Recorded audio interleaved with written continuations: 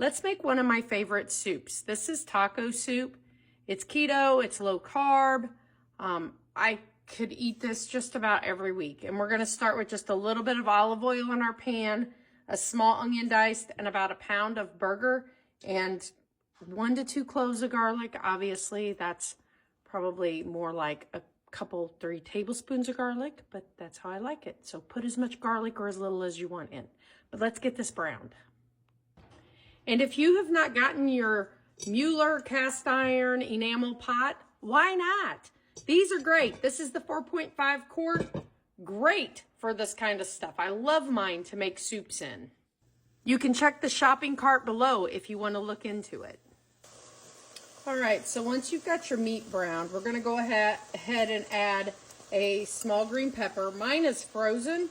I dice them up from my garden when they're in season, and then I just freeze them. But you can see these are about down to the bottom of the bag. They're getting a little icy.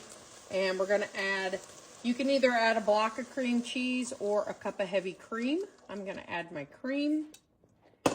Add a can of diced tomatoes, a couple of tablespoons of either homemade taco seasoning or a packet, whichever you want to do.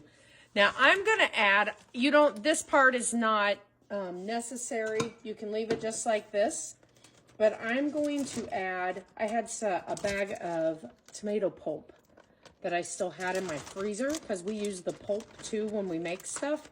It actually is pretty good in soups and stuff. So I'm just going to get this all mixed together, kind of let my peppers cook here for just a minute before we finish it up here.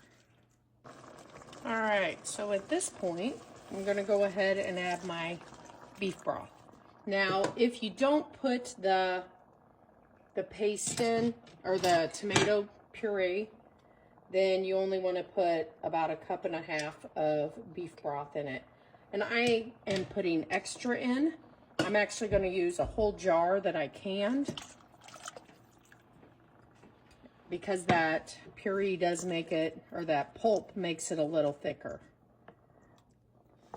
And then we're going to let this simmer. You can see this is the top of the broth.